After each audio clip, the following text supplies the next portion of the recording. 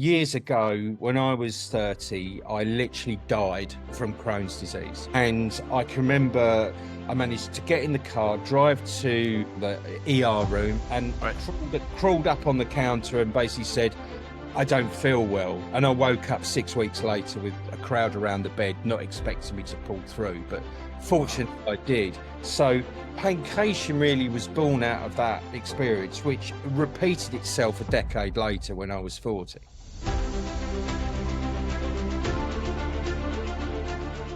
So welcome to another episode of You Must Be Out of Your Mind. My name is Dr. Don Wood, and I'm your host, and I always bring on great guests that bring some real insights into what we're doing and what they're doing. And today's a perfect example.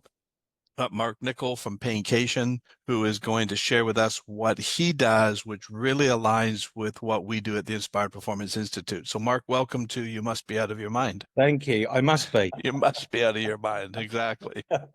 Yeah, exactly. Yeah.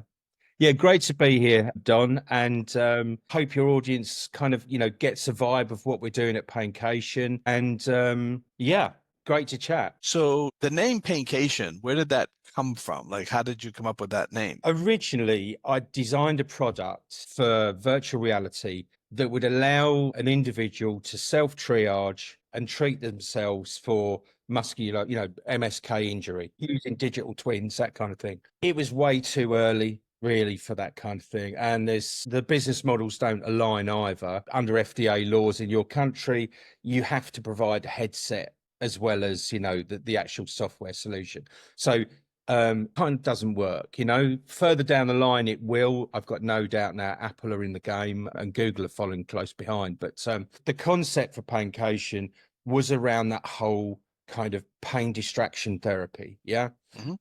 Years ago, when I was 30, I literally died from Crohn's disease. I'd had probably 10 years of excruciating pain where literally all my organs around the small bowel had literally just fused together. And I can remember kind of taking a load of painkillers, opioid painkillers. I managed to get in the car, drive to the ER room, and crawled up on the counter and basically said, I don't feel well. And I woke up 6 weeks later with a crowd around the bed, not expecting me to pull through, but fortunately I did. So Paincation really was born out of that experience, which repeated itself a decade later when I was 40. Fortunately, I'm fine now. The main problems with autoimmune diseases, which Crohn's being just one of 100, is because you're constantly in pain, you get separated from friends, sometimes family as well, and you get lonely, isolated, and that brings on lots of mental health problems, anxiety leading to depression. And then if you do get a period of decent health, you kind of get agoraphobic and are too scared to go outside because it becomes not the normal thing to do. So this is kind of what Paincation solves in its kind of first iteration of product, which we're starting to build soon. We're using Apple Vision Pro, the new VR headset or mixed reality headset from Apple. And it's very much a social platform where we're matching people up with the same autoimmune illness so they can kind of chat and self-support. Yeah. There's some funky stuff going on there as well. We've got equine therapy, so you and your friends can look after a horse in a headset in the same kind of room. And then when you're on your own, you can go ride it. We've got lots of different kind of animal, let's call them AI pets, that do specific things. A polar bear that will bring you down from a panic attack. What we found is with a lot of young women with endometriosis, for instance, before a period or their menstrual cycle, they get a big build-up of anxiety because they know the pain is about to arrive, Right. So it's providing things that help, bring people down from that panic attack. And what better than a giant polar bear and the driving ice and snow, which is conversational. So the bear will talk to you and all of a sudden you forget about the panic attack and you're having a conversation with a polar bear. And that's basically what it boils down to. That's fascinating. Or Kundalini yoga with a ring-tailed lemur, or mindfulness with a tiger called Mango. So all of these things are designed to help as one. I've got a lot of academics that I'm working with through public health, nutritional epidemiologists as well. So what we're looking at doing is creating really easy to follow augmented reality kind of recipes that can be followed actually while you're cooking. So think about that Tom Cruise film Minority Report, where you're kind of, swiping these kind of virtual things in front of you. It's very much like that. It really is convenient. And there you go. So that's what Paincation does. In its kind of second iteration, Paincation DTX, we're looking at solving more mental health problems and the pain distraction therapies through medical device. So that's kind of where we're going with it in the kind of longer term. So yeah. Really interesting. I don't know if you know much about what we're doing at Inspired, but the genesis of Inspired Performance Institute was my daughter's Crohn's. Really, that's Yeah. very interesting. So she was diagnosed with Crohn's at 14, and they told us there's no cure for Crohn's. We don't know what causes Crohn's, and that she's going to have to manage this for the rest of her life. So very similar to what your story was. She went Yeah. through all kinds of pain all the time. She was high functioning. She's an actress. But the problem is, being an actor, you can't tell the producers that you have Crohn's because they won't hire you. No, exactly. Yeah. So she had to keep it hidden, and yet she's going through flare-ups at times. They ended up taking out 24 inches of her intestines, Yeah. 4 different operations. So she kept getting sick and then would, work through it. So they had her on anxiety meds, they had her on depression meds, they had her on steroids and then painkillers because of all the pain. Yeah, So sure. she was really struggling with that. And then she lost her SAG insurance because she ended up with a flare up. She couldn't work. So we're dual citizens, so Canadian and American. So she went back to Canada so she could use the socialized medicine up there. And there's a lot of acting. So she says, so I've got the best of both worlds. I'll act up there. And then we got a call saying that she's been rushed to the hospital. She started coughing up blood. And so they had her in ICU for 3.5 weeks and came back and diagnosed her with idiopathic pulmonary hemosiderosis, which is another autoimmune disorder. And they said the same thing. There's no cure for it. We don't know what causes it. She's going to have to manage this. She should live close to a hospital because her lungs could fill up in 15 minutes. So that was, a potential death sentence for her because only 1 in 1.2 million people ever got that disorder. So it was so rare, there was really no research into it. And again, they told us, doesn't matter. There's just no cure for it. So that's what set me off. My wife said to me, you need to figure this out or we're going to lose our daughter. So I started to put the research together, and to sort of make it a little shorter, what I discovered through my research is that unresolved trauma creates inflammation. Inflammation compromises the immune system and the neurotransmitters and neuroplasticity. So I kept meeting different people, talking to different people, and there seemed to be a connection between autoimmune disorders and trauma. So my daughter then disclosed to us that she had had sexual abuse when she was 6 that we didn't know about. So now I'm definitely piecing the dots together. Yeah. And when you look at that, even for mental health, what do they teach you in mental health? Manage, live, and cope with it. And I'm saying, what if we could fix it? What if we could get in there and actually reboot the system? Because I say it's a glitch. It's an error message. So what's happened is that when we have traumatic events in our lives, we store that information in high definition. So your subconscious mind is constantly referencing this traumatic memory to respond to incoming data now. But every time it uses it as a resource to look at, it activates the nervous system. And if it activates the nervous system, inflammation is the response, right, to physical or emotional trauma. So I'm doing a study right now, Mark, which you'll find fascinating, is I'm showing that this unresolved trauma, the genes that regulate inflammation upregulate. The genes that regulate the immune system downregulate, but it's supposed to be a temporary situation until the danger's over. But the problem is memory keeps running, so the danger's never over. So they stay in that state. And so that's going to have a major effect. So my daughter was always getting different illnesses, different flus, colds, throat infections, ear infections constantly. But it was coming because the immune system was downregulated. So what I'm showing is I developed a program to basically resolve trauma. And when we resolve the trauma, the system comes back into balance. The genes that regulate inflammation come back down. The genes that regulate immune system come back up. Neuroplasticity comes back up. So it's a reset. And so I'm doing this study on that. We're going to publish a study probably at the end of the year, which is going to be amazing. And I love what you're doing as well, because you're teaching people that there's another way. They just don't have to live with it, right?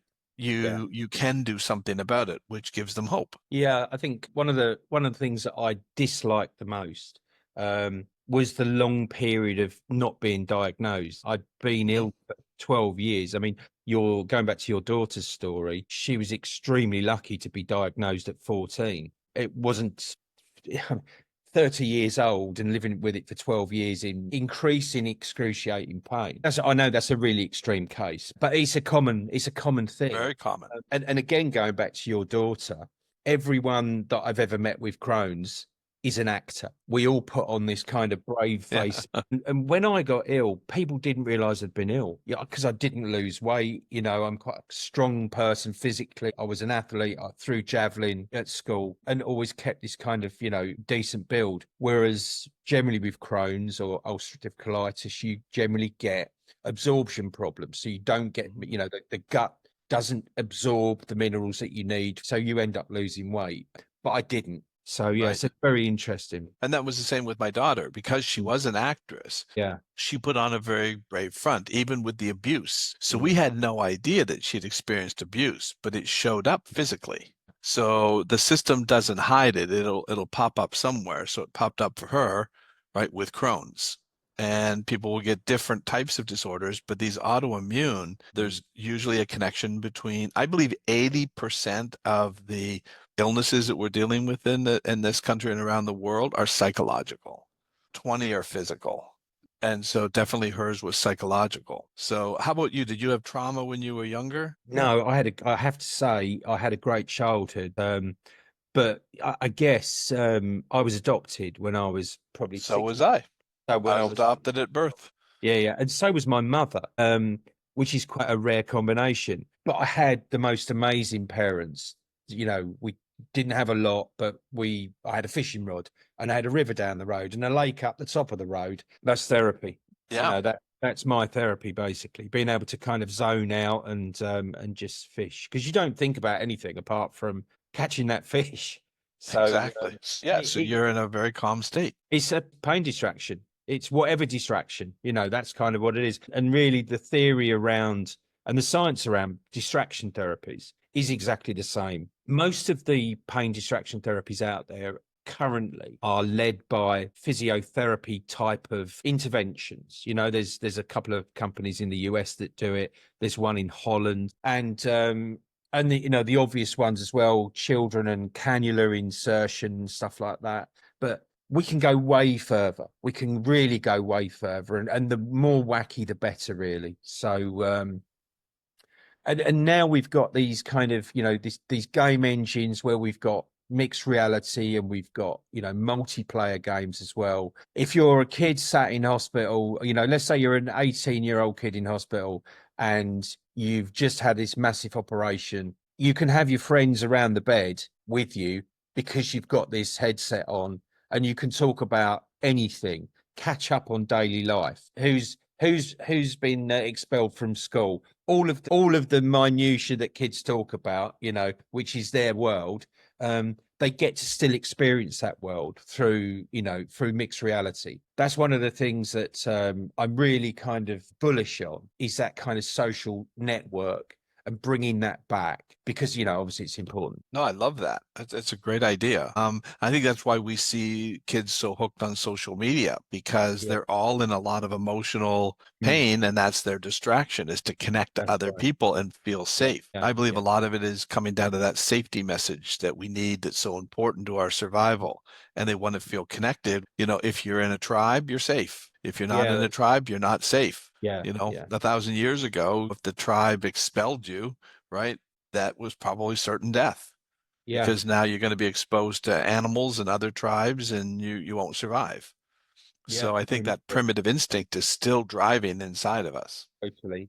The formation of wolf packs or chimpanzees and primates, if you're expelled from the group, you're more likely to get attacked by another group because you fit nowhere. So yeah. Yep. So we're seeing that all the time. In hockey, I could play through injuries. So I could have an injury, but when I played hockey, I didn't feel it Yeah. because the same kind of Totally. thing, distraction, right? Yeah, So exactly. I'm trying to survive, not only survive on the ice, so if somebody doesn't create a new injury for me, but at the Yeah. same time, I'm focused on performing. Yeah. And so it distracts from the pain. Well, if you've ever done any boxing or anything and you've been punched in the face, it doesn't hurt This until is so true. it doesn't hurt until a couple of days after, because it's that initial shock, and then you're kind of either defending yourself or you're on the attack. So that again is another form of distraction. We had a great coach when I was younger, when I was playing. He played professional hockey. So he taught us at 10 years of age to fight. And the parents at first were like, I don't know if this is a good idea, promoting fighting. And he goes, would you rather them learn the hard way or learn from me? And he says, I'm going to teach them not to be afraid to get into a fight, which will keep them out of more fights. And at the same time, if they get into a fight, they're going to realize they're really not going to get hurt. So he trained us to fight. We would do a few different drills where we would have to take each other as hard as we could into the boards. And what you learned is it really didn't hurt. What was more dangerous is if you tensed up or you hesitated, that's when you could get hurt. So we got to a point where we were not afraid to get hit. We're not afraid to go into the boards. And that lack of fear is what gave us the sense that I can do anything. I don't have to worry about it. I'm a kid, I'm young and I'm strong. I can take that hit. And so I think that really was a big factor in teaching us something that, like he was right. Would you rather me teach them or them learn the hard way? Yeah. So, yeah. Very true. Very true. Have you done any kind of research on nutrition and anything around that for your practice at all? Yes. We haven't done any studies on it, but we are going to. But what I believe happens is, because if it's a trauma base, which I think 80% of these illnesses are trauma based. If you're punching me in the arm, what's going to happen to my arm? It's going to swell up. The purpose of that inflammation isn't the problem. It's chronic inflammation that's the problem. The inflammation is designed to protect the system. So it's fine that it becomes inflamed. It's designed to do that. What's not good is when it stays on. And what I'm believing is traumatic memory keeps it turned on, because it keeps running the loop. So what happens though is, if the immune system is downregulated, then even the ability to absorb the nutrients and vitamins and everything. So you're saying, well, I'm eating really well. Why am I not getting healthier? Is because the system is focused on survival. We will do maintenance when we get away from the lion, but we're not going to do maintenance until we escape, because there's no point in doing maintenance. We're going to be dead if we don't escape from the lion. So maintenance goes way down. So I had the same kind of life you did. I had an idyllic childhood. I was adopted from birth. No trauma, parents that never raised their voice, never yelled at us, never hit us. So my nervous system was regulated, which regulated my immune system. So I've been healthy my entire life. I never get sick. I didn't take the vaccine because I said, I don't know a better immune system than mine. If I'm never getting sick, why do I want to introduce something, right? And there's no way that COVID didn't hit me, but I dealt with it. I never felt it, but my system basically kicked it. And I think a lot of people were capable of that. Yeah, exactly. Technically, I was at the Miami Boat Show, which I mentioned before the podcast, and about 2 days after I got COVID when I got home. So, that was the first time, and I probably had it, I don't know, 6 times since. It just seems to spiral round and round and round and round and round. But yeah. Well, because that immune system is compromised, so now it's more susceptible to that kind of stuff. I didn't have that. So if COVID hit me, my system is very quick to respond. I use the analogy of the U.S. military is the strongest military in the world. It can defend our borders. But if we took that military and we spread it over 150 countries around the world and then got attacked, we may not be able to defend it. So the idea is to keep your immune system so strong that no matter what comes at it, it's more than likely able to connect and take care of it. Yeah. One of my board members, he's an associate professor of public health and a nutritional epidemiologist. He's doing a study shortly with the Einstein Foundation on gut microbiome and effect on ADHD. He's an open kind of sufferer of ADHD, and when you spend time with him, you kind of know he's got it because he's always fidgeting. He can't sit still, but he's one of these kind of giant brain boxes. Absolutely fantastic guy. I've never known such a skinny person eat so much pizza in all my life. Nice. I was a lucky guy. So yeah, so that's an interesting thing because I did see on your site you mentioned ADHD. I read a paper today, a scientific paper on ginger and inflammation and how it's kind of like a real superpower. I mean, it's I've kind of read half of it, but it's kind of like obvious. We know that ginger is really good, as well as for seasickness. But that's another story. I did know a couple of scientists in London that were extremely successful. And one of them said to me, cancer cannot live in an alkaline body. And so obviously inflammation is causing acid all of the time, which exacerbates the problems. So so I've found for me personally, when it comes to diet and Crohn's, I don't get any problems as long as I steer clear from cow's milk.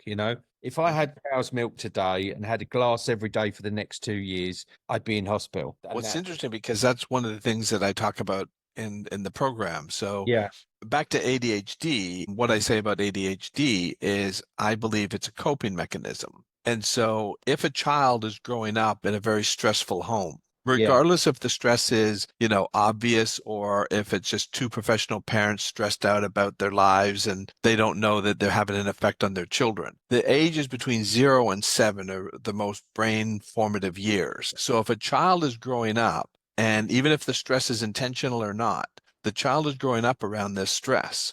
How do they have no options? Like you and I as adults, if we get into a disagreement, you can fight with me or walk away. You have fight or flight options. A child growing up in a home doesn't have either. So how do they protect themselves? They tune it out. Yeah. So they shut down listening to the noise and try to distract themselves with other things, almost what you're talking about with the pain. So that stress is their pain. So what have they been doing during the most brain formative years is teaching themselves not to focus on it. And then at 7 years of age, we put them into a class and say, now you need to focus. Well, they can't because they've trained their brain to do the opposite. And then what do we say is, oh, there's something wrong with this child. They can't concentrate. They can't focus. Well, of course not. They trained their brain not to do it. So I say, retrain the brain. Teach it to be able to focus again. Put the child back into a safe environment and their system will adapt to it. It just didn't feel safe. It's a very different way of looking at it. Yeah, it's very much the same with virtual reality pain distraction as well. There's kind of like an inertia flywheel effect on that. The more you do it, the more it kind of stays with you. So again, you're retraining the brain to not feel that pain. I mean, when I had injuries, with throwing javelin or playing cricket or something, we'd always kind of dig our fingers where the muscle really hurt, because that's kind of dissipating the inflammation a bit. And if you're kind of pushing it in hard, your finger in hard, you're causing more pain. So when you do release it, the pain isn't. And again, that's another kind of form of, not distraction, but it's kind of an illusion to the brain that actually it wasn't that bad. I've interviewed hundreds of people that have got various kind of autoimmune diseases. I mean, there's kind of a core that bring more pain than others, obviously. But there is a kind of a marked usage of games for young girls. When I say young girls, I'm talking about kind of like 18 to 28 years old that have got endometriosis or fibromyalgia. They kind of get into gaming because they're at home a lot, and it's a great way to connect. So really, I'm not breaking any barriers here. I'm just making it more specific so people can meet and chat and help and share stories and empower themselves through community, I guess, Oh, I love it. It makes total sense what you're doing. Combining what you're doing and we're doing could be very powerful because, it's just another tool for them while they're healing, right? Yeah. To be able to distract and let the system heal. Because I believe when you get the nervous system into regulation, right, then the maintenance can happen. But the brain isn't going to want to do maintenance if it's feeling fear. It's just not a natural process. You could run on jagged rocks in bare feet and not feel the pain Yeah, because your yeah, mind's not going to bring it to your attention, right? Because it's focused on survival. So you're using the same kind of thing. Instead of survival being the focus is yeah. something else. So the brain will exactly do that and follow, I don't feel the pain when I'm looking at this or experiencing this. Mm. It's the same kind of situation. Yeah, yeah. The other thing as well that interests me is environmental factors as well, pollution. I think more for women. I definitely think there's a correlation there. I've spoken to too many women to for it not to be real. I'll give you a point in question. There was somebody I interviewed who was a nurse in the UK, and she'd had probably 20 operations to remove different parts of uterus and fallopian tubes and all this sort of stuff. And she went to Bali for 2 years, where there's kind of very, very low pollution. There's no pollutants in the food. It's all organic. They pull it off the fields. It's served to you. Yeah. She didn't get any flare ups for 2 years. And yet, Hmm. within 2 weeks of coming back to the UK, it all started again. It's like she'd never been away. And then the cycle continued. So there's definitely something to think of there for pollution. And of course, the more and more we move away from kind of like fossil fuels and stuff like that, I'm sure that yeah, I'm sure it'll die down a bit. So I think, yeah, there's a direct correlation between all of those things. But the other thing that I say is that if your nervous system is dysregulated, Mm. those things have a bigger effect. Yeah, yeah. And so I've been healthy all my life. I don't eat a perfect diet. I'll have Mm. pizza, burgers, I'll have fries, I drink Diet Coke. So if you looked at my diet, it's not terrible, but it's not this amazing eating kale and all these things that would be super healthy. But my system is able to deal with it Yeah, yeah, because the immune system's healthy. yeah, So I could, if I wanted to, I could eat really better, but I don't think it would make the difference. But for yeah, some people, if they don't do it, it would make a difference. And so I think that's the difference. yeah. So I always keep coming back to the nervous system, that if that is regulated, it will start healing the body. So my daughter's Crohn's, for example, after she went through our program, we reset, got the trauma out of there. She's never had another flare up. And her lung disorder is also gone. Really. So the overuse of steroids, because they kept using steroids, they had her on it for way, way too long. The overuse of steroids for some women creates polycystic ovarian syndrome, PCOS. Yeah, yeah, So, yeah. so she had a cyst form on her ovary. So the doctor removed it. And then after the operation, he comes in, and my wife and I are there, and he says to my daughter, Ashley, he goes, I'm confused because your chart says you have Crohn's. And she goes, yeah, I have Crohn's. He goes, well, I operated. There's no evidence you have Crohn's. And she goes, no, I haven't had a flare up in a long time. And he goes, but you're not on medication for Crohn's. She goes, no, I don't take medication anymore. And he said to her, he says, I hate to tell you this. You've never had Crohn's. You were misdiagnosed. And she goes, no, I've had 4 operations. Like I've gone down to 90, 95 pounds. She goes, I Mm. had Crohn's. And he goes, well, Crohn's doesn't go away. It's either active or suppressed by the medication. And so I explained to him that my idea is that I believe it was coming from the trauma, which created the inflammation. And he said to me, he goes, that's impossible. If that was true, you'd have a Nobel Prize. And I says, and you tell me what Crohn's is. He goes, Crohn's is a lifelong debilitating disease with no cure. And I said, I disagree. I think Crohn's is inflammation. And when we resolved the trauma, we resolved the inflammation, right? And the system came back online. Mm. That made no sense to him. So he says to my daughter, you'll probably be discharged Tuesday or Wednesday. I'm going to make you an appointment to come back into my office. I'm going to put you back on your medication with 0 symptoms because they're not trained that way. So if that's what they're trained in, and then another area like the psychology or the brain or the nervous system, they've never learned about that. So Yeah, they're yeah, never going to make that connection. The advantage for me is I'd always been an entrepreneur. So I came into this thinking like an entrepreneur. We have a problem. I need to figure it out. And it's not in one area. yeah. Same here. Same Yeah. here. And so we have to figure it out. So I looked at multiple different areas, and that was the advantage. And I Yeah. started connecting the dots. That's not the way, and it's not to say that they're not smart people or caring people. I believe they are. But if you are only trained with one manual and Mm. then somebody says, but there's a mistake in that manual, you're not going to believe it because that's what you were trained in. Yeah, yeah. My with Crohn's, it's kind of first time I had it when I was 30. What they do is they cut the bad bit out and then literally join you together like that. Yeah. That's what she had, 4 times. Stitch round like that, which then gets smaller and smaller and smaller. That you've got no peristalsis. So second time I had an operation, they kind of cut it like that, and then they cut it at an angle and layered it over, so the circumference of the stitches was like that. Yeah. And I've never had another problem since. He said it's a lot, Interesting.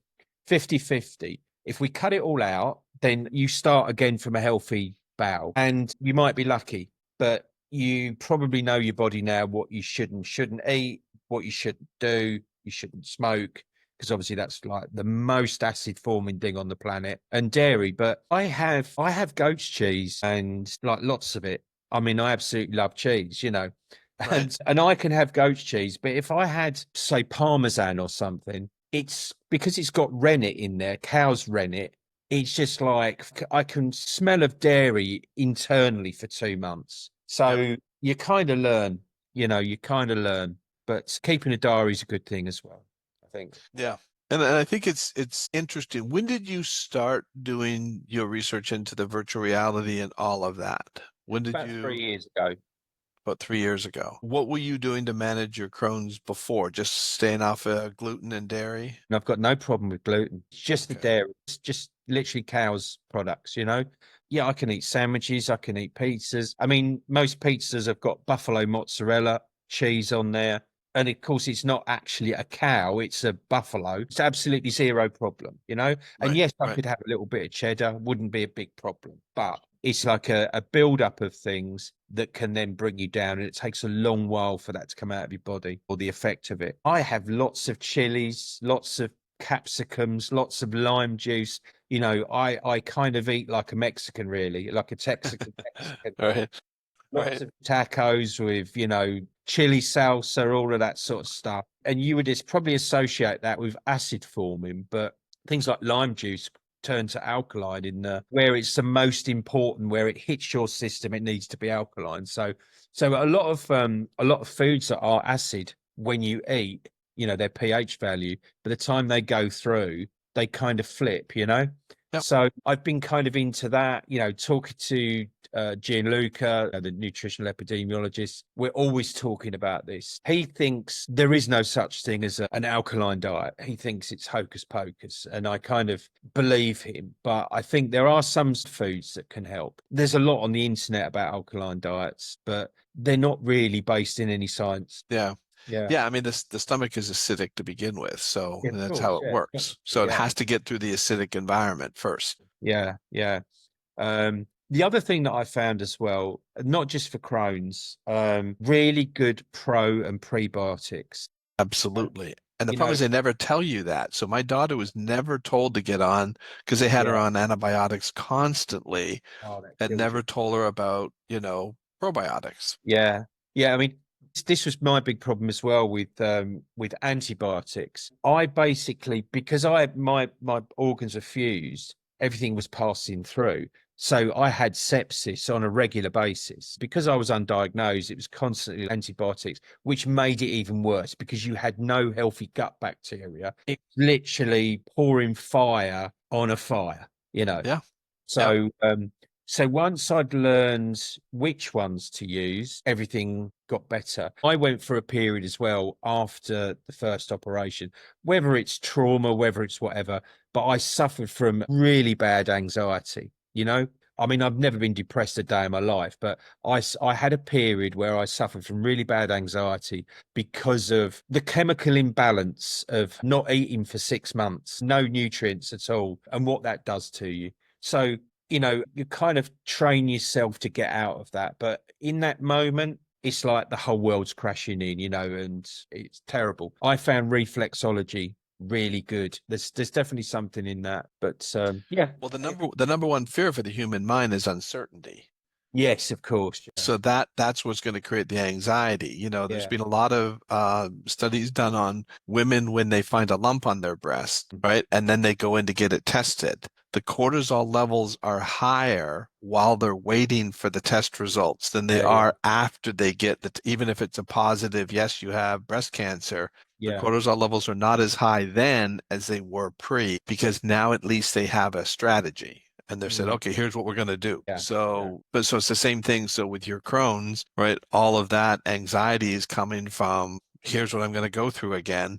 And your mind is going to go into an anxious mode. Yeah, exactly. One of the other things that we're doing with Paincation as well is there's a therapy marketplace there. So you've got the kind, let's call it the wellbeing product, which is social, with those wellbeing tools. You've also got this marketplace where you've got, you know, sleep coaches. Sleep is really important. Nutritionists and behavioral therapists as well, psychologists. So you'll be able to kind of pass straight through. What we're looking at the moment, I'm working with a team of people to see how we can train unable bodied people, that are generally overlooked in society. How can we take this demographic of people and train them to be mental health first aiders? So if there's a situation where the wellbeing platform is not quite enough, you know, therapy's probably a bit too much and someone just wants a chat, how can we do that? And if people are going through real bad trauma, we can then use that as a triaging system into behavioral therapist, or it might just be a nutritionist that they need. So because in VR, everybody's able-bodied. You don't know someone's missing a limb or they're in a wheelchair. And again, you know, that portion of society is kind of overlooked. So we're going to try and empower those people as well, you know. So how does your program work? So somebody wants to sign up for your program. How does that work? What do they do? Well, we're in the process of building it at the moment. Okay, so it's not ready to go out yet. No, not yet. No. So, I mean, Apple Vision Pro, it's a very new headset. It's only been out 5-6 months, I think. So essentially you would put the headset on, go to the App Store, and you would download our app like you would on a phone. It will be available for a phone as well. So you'll be able to have an experience on a phone. It's not as great, but it's still, we think, brilliant, right? So you still get benefit. So you download the app on Vision Pro and you basically go in there. You can create your own groups. You can be invited to other people's groups as well based on illness, and then kind of like share experiences. So I'll go back to that Kundalini yoga with a ring-tailed lemur. If you're doing that and you want to invite your friends in, you just like click a couple of boxes and they just appear. And then you can all do yoga together with this ring-tailed lemur, you know? Interesting. So when do you think you're going to be launching? We're looking for about January. It's quite a heavy build. We've got 8 different AI therapy pets in there that does, you know, specific things based on which autoimmune you've got. Of course, there is a commonality across a lot of autoimmunes, but you know there is 100, so it's going to take us a while to get everywhere. Yeah, I'll bet. But again, a lot of it, just like you said, there's a lot of commonality between them. And, there is. Yeah. So even just having the ability to have some solutions is a big thing, and I do believe that we actually have. The program that I do is about a 4-hour program that I sort of reset the nervous system. And then there's 30 days of audios. But we also have that program shot in VR. We haven't launched the VR version of it yet. That's what we're doing. But the online program, even if it's not VR, is very successful. It's helping a lot of people. So that's the whole idea, is give the people some tools to reset their system and then train their system. I'm a big believer in the brain is brilliant. It's designed to heal. What I've done in our program is create the optimal conditions for healing. Then let the system do what it's designed to do. So I never take the credit for these people healing. I'm just providing the optimal conditions for your system to do exactly what it's designed to do. But if it's in a constant fight or flight state, those are not optimal conditions for healing. So that's why they stay sick, which is what my daughter's situation was. But when we get the trauma out of the way, now the system, right, can stay in that optimal condition and do its own healing. And I believe that's really good. So it's the same kind of thing I think that you're doing, just a different approach. But I'd love to look at a little bit more when you're ready to go and see if there's a way to implement it. One thing about what you're doing with your VR application is any kind of educational content where you might have somebody in front of you in a class, is that everyone gets eye contact with the tutor. Mhm. So the learning curve is so fast. People absorb more information and retain more knowledge through VR education. You're definitely on the right track there. And the engagement, I'm sure, will be through the roof. So I wish you the best with that. Yeah. And like I said, I'd like to stay in touch and see how, if there's an opportunity to implement something that you're doing in there. Because I'm a big believer in the more tools that we can give them, right, to help them, especially Yeah. for the people that, if it's not a trauma related thing, which even though I think a large portion are, there's a Yeah. lot of people who are suffering because of either environmental conditions, genetic conditions that, may be outside of their control. Like, let's give them all the tools we can. Yeah, exactly. Yeah.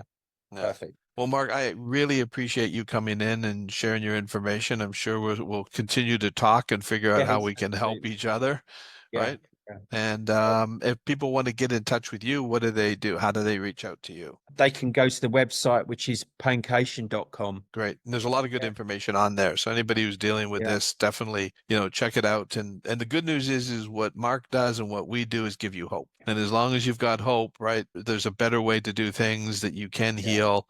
We're going to help you to do that the best way we can. So Yeah. thanks, Mark, for all your knowledge and all the great work that you're doing. And thank you, everybody, for listening to another episode of You Must Be Out of Your Mind. And there it is. Great to meet, Don. We'll speak soon. Take care. Thanks.